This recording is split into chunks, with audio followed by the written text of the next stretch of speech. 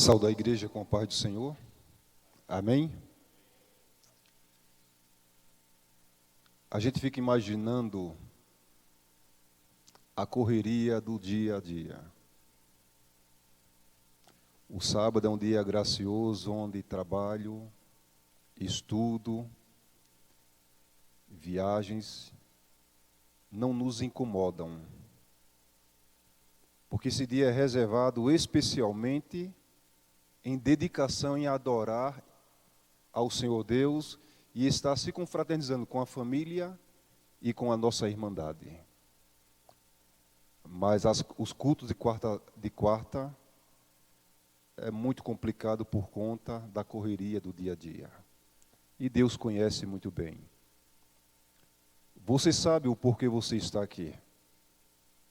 Em primeiro lugar, Deus marcou um encontro com você e comigo. E nós atendemos esse chamado, esse convite do Senhor.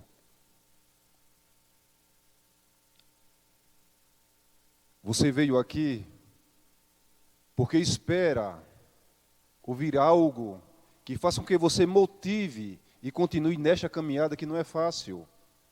Ser um cristão diante de um mundo corrompido, cheio de problemas e de pecado.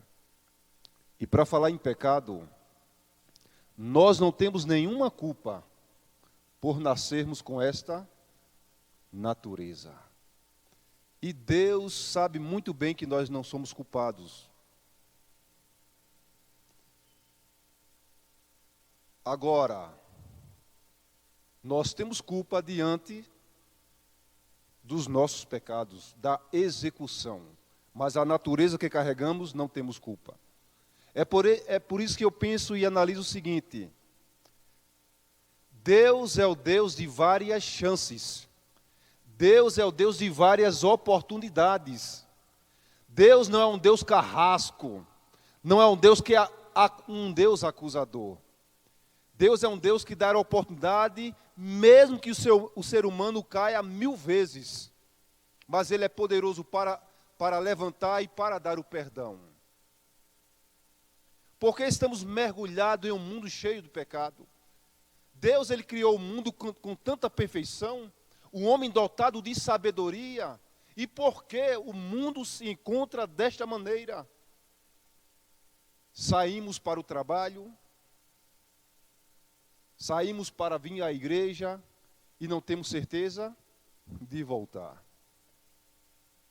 A palavra de Deus diz que nós somos entregues à morte o dia todo. O inimigo, irmãos, nos odeia.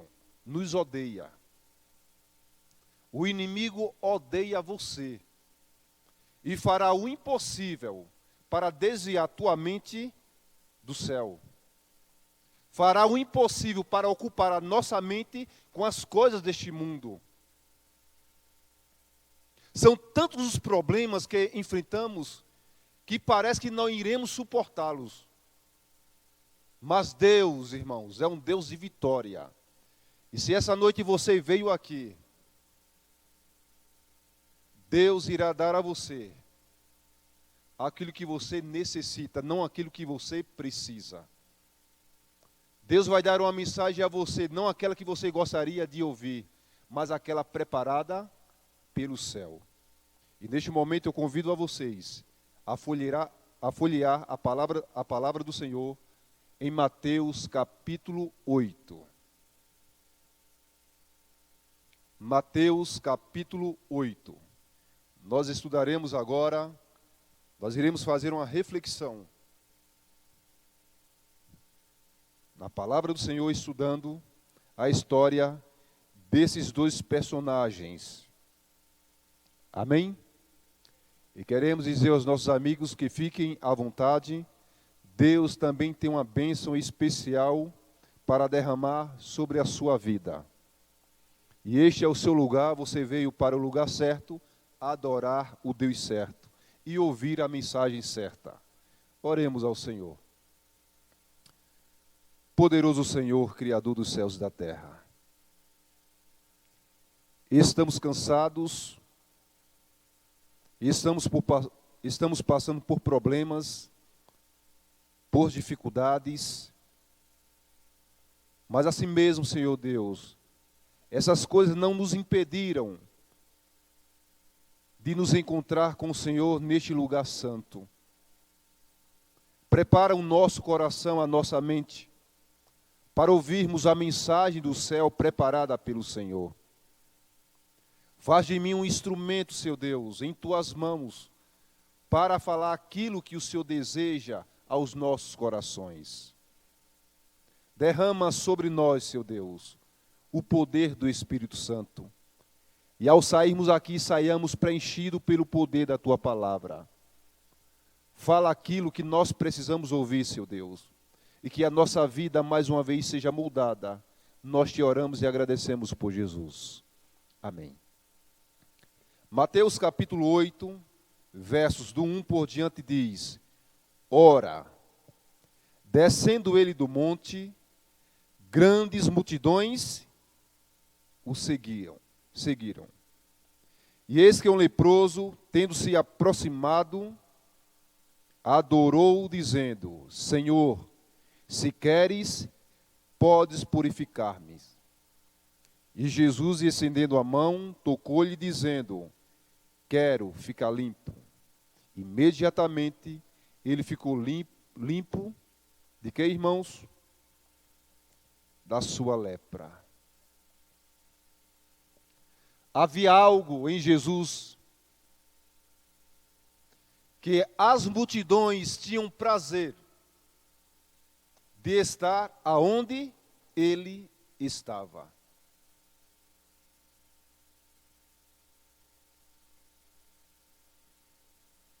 Algo chamava a atenção, de forma que as pessoas se juntavam, se aglomeravam para estar na presença de Jesus. Agora eu faço uma pergunta: por que as pessoas tinham prazer de estar aonde Jesus estava?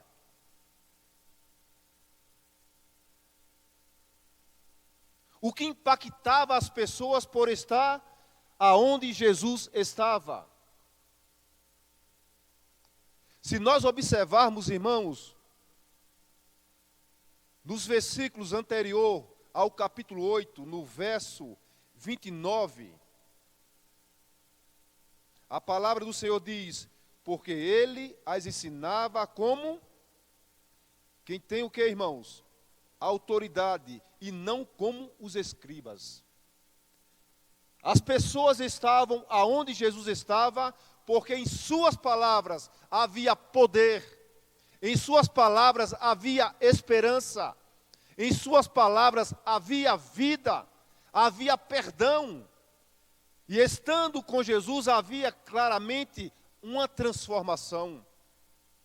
O que nós evangelistas e pregadores devemos aprender de Jesus é a forma de pregar a palavra de Deus, pregar com segurança e procurar, acima de tudo, pregar aquilo que nós vivemos. Jesus, ele não pregava como os fariseus, como os escribas. O que ele pregava é porque ele vivia. Mas a história conta que houve ali um homem que se aproximou dele. E a Bíblia diz que este homem era o quê? Era um leproso. E vamos parar um pouco e falar da vida de um leproso. Amigos, você sabe o que é um leproso? Você sabe o que é carregar uma doença chamada lepra? Quando alguém tinha uma mancha em seu corpo, inchação, automaticamente ele era conscientizado, de acordo com a lei de Moisés, no capítulo 13 de Levítico, fala sobre o surgimento da lepra, e no capítulo 14 fala da cura. Uma pessoa que notava uma mancha em seu corpo, automaticamente era aconselhado ir para onde? Para o santuário. Que só o sacerdote é que tinha autonomia com relação a tal doença chamada lepra. E quando o indivíduo descobria realmente que que aquela mancha era lepra, a sua vida se transformava de uma forma absurda, irmãos. Primeira coisa, este homem tinha que abandonar a convivência com a sociedade, e especialmente com a sua família. O homem que carregava esta doença, ele vestia uma roupa que cobria completamente o corpo, deixando de fora só o rosto. O impressionante, irmãos, que essa doença matava o indivíduo aos poucos. Caía os cabelos, os pelos, as sobrancelhas, as unhas apodreciam, pus saíam pelos poros, os dedos caíam,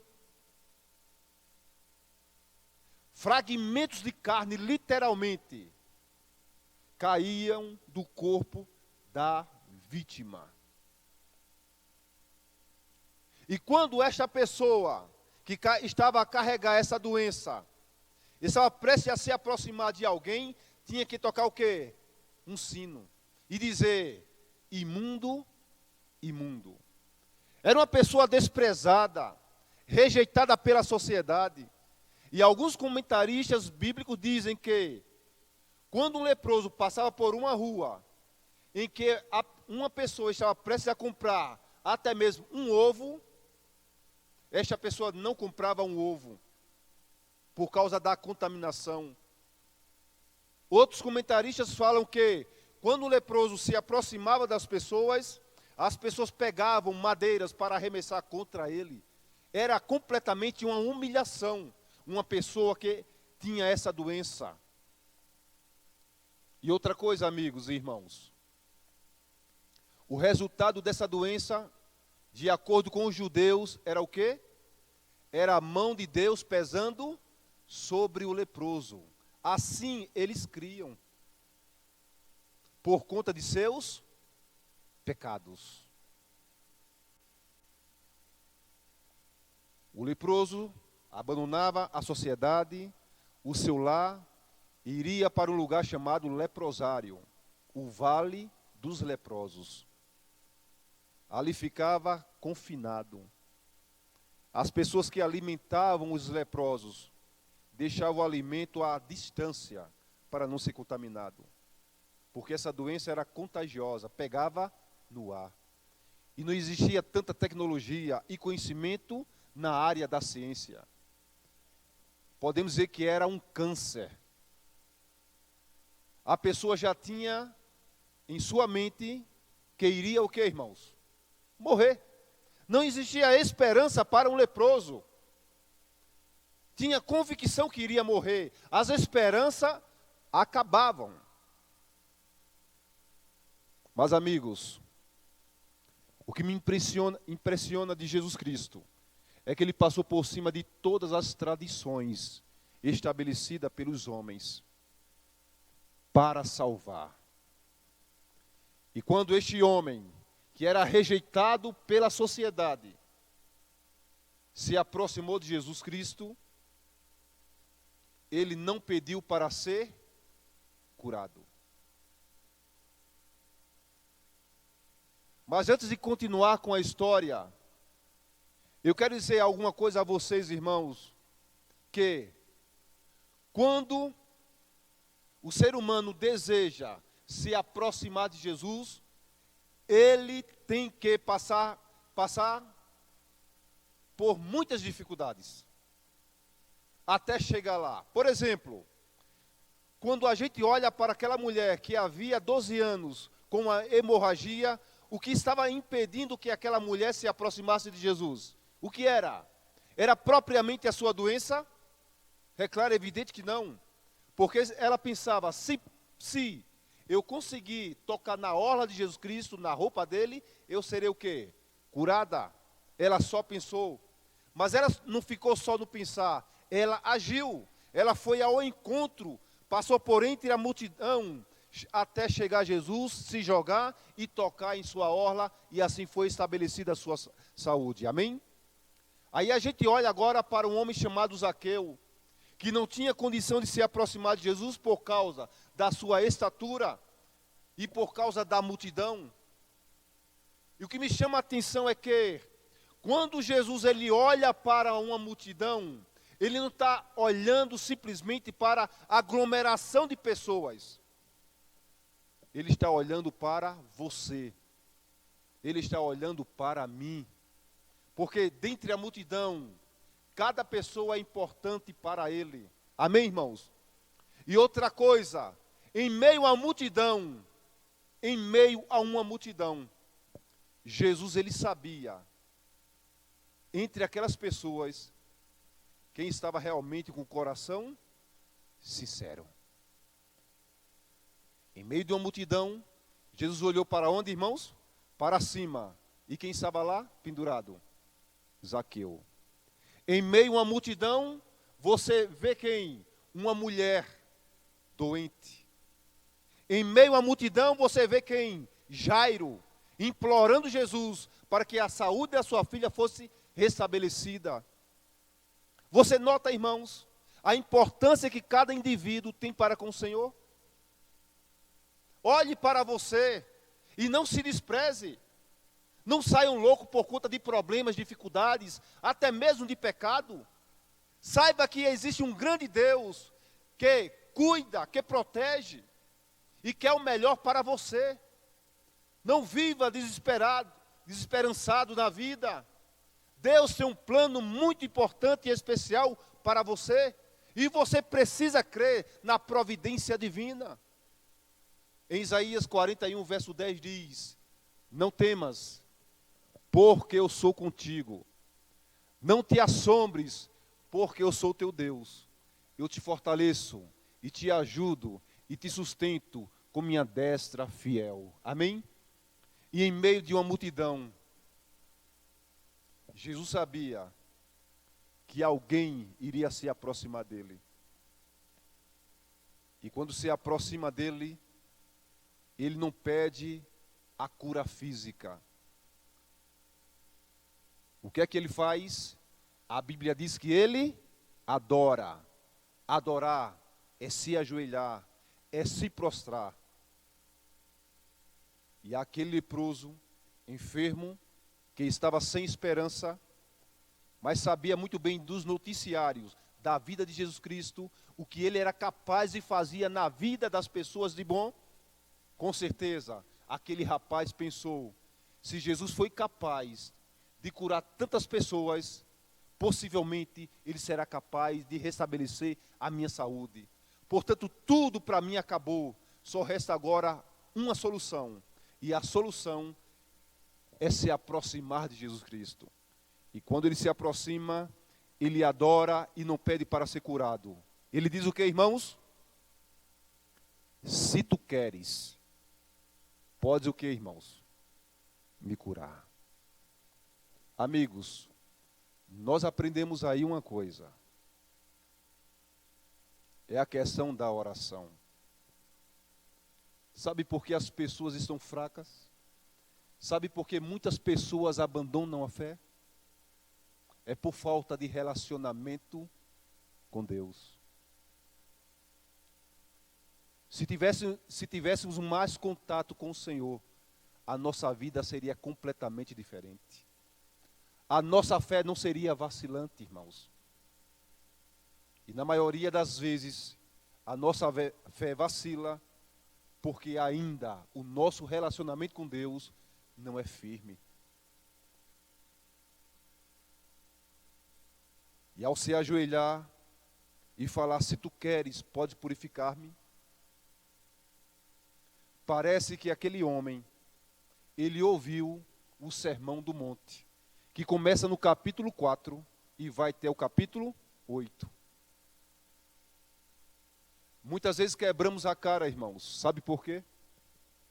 Porque quando queremos realizar os nossos sonhos e os nossos desejos, a gente não consulta a Deus.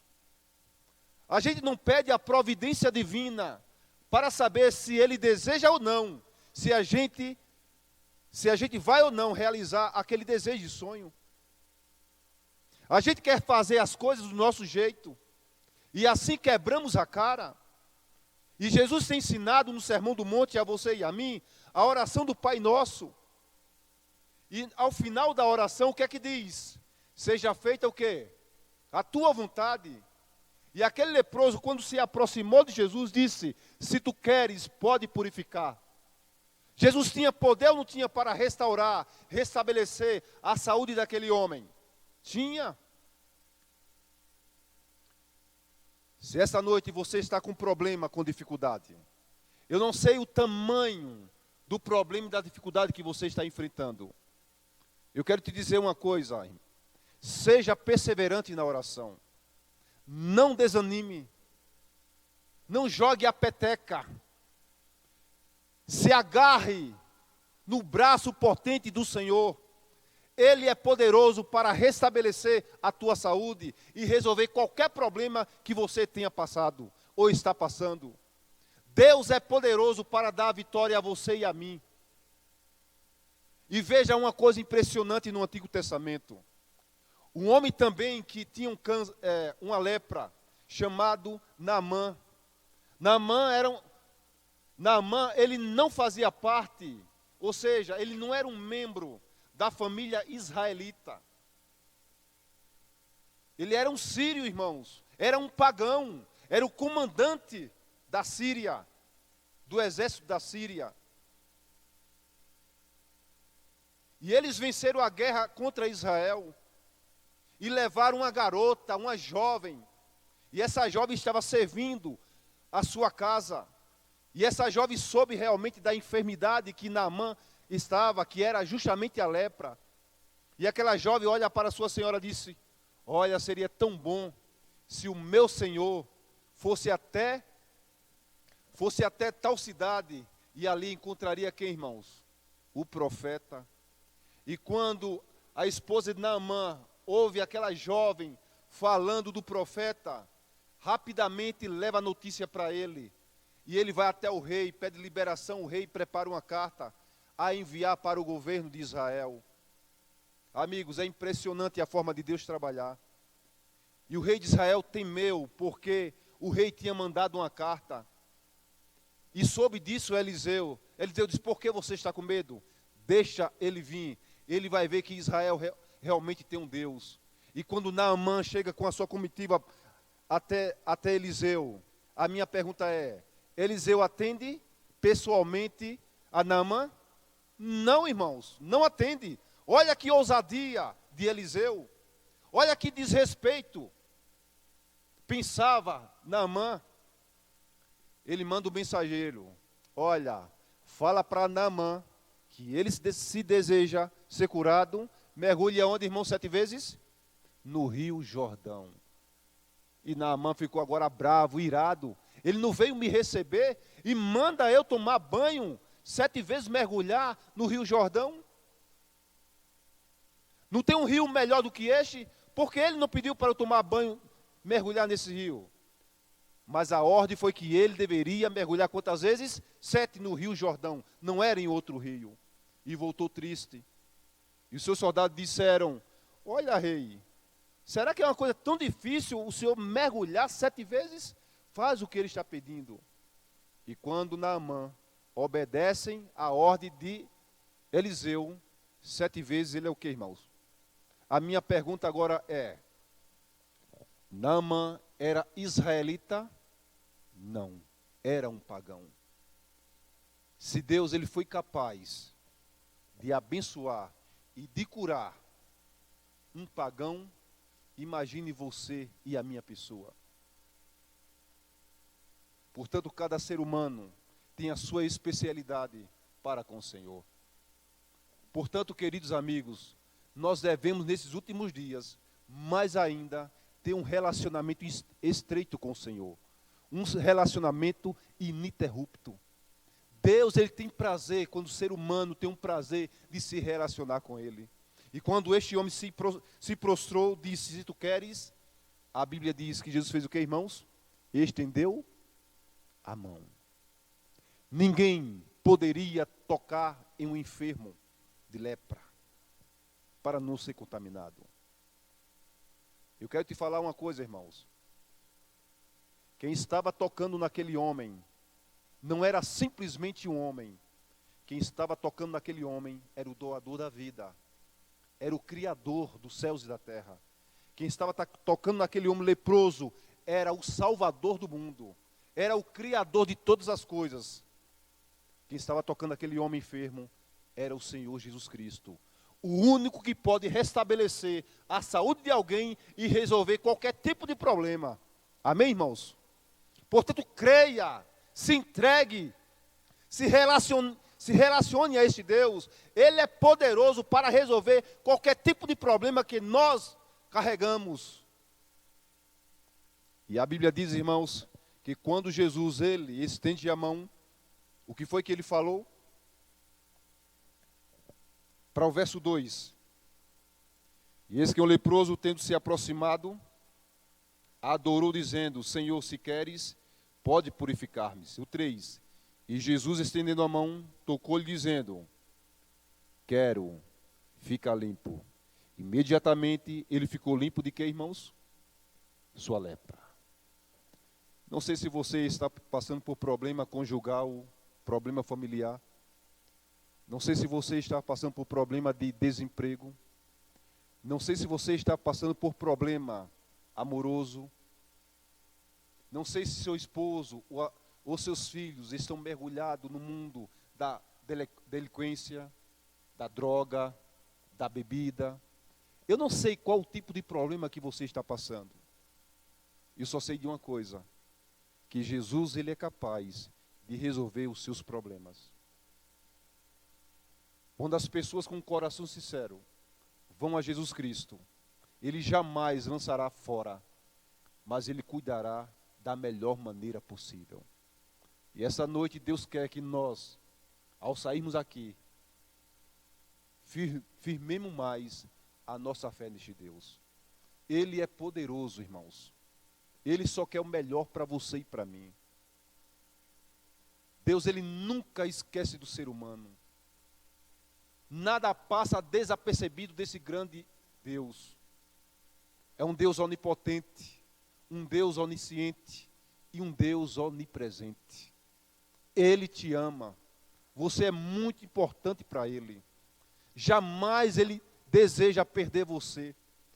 O mais que Ele deseja é que nós aprendamos a se relacionar com Ele aqui na terra, para darmos continuidade com essa relação, aonde, irmãos? Lá na eternidade. Você está com problema? Você está com dificuldade? Vá a Jesus Cristo e Ele fará o melhor por você e por mim. Portanto, querida igreja, queridos amigos, vá para casa tranquilo, sabendo que Deus fará o melhor por você. Mas também eu quero deixar bem claro uma coisa. Na vida humana, Deus sempre fará a sua parte. Mas nós precisamos fazer a nossa. Quando a gente vê a história de Lázaro, quando esteve ali 4 dias, Jesus tinha completamente o poder para piscar os olhos e aquela pedra sair, abrir. Mas Jesus disse o que, irmãos? Tirai a pedra. Se vocês querem que Jesus resolva os problemas de vocês, eu preciso fazer a minha parte. E automaticamente Jesus fará a sua. E nós seremos felizes e vitoriosos. Portanto, já que o pecado no passado,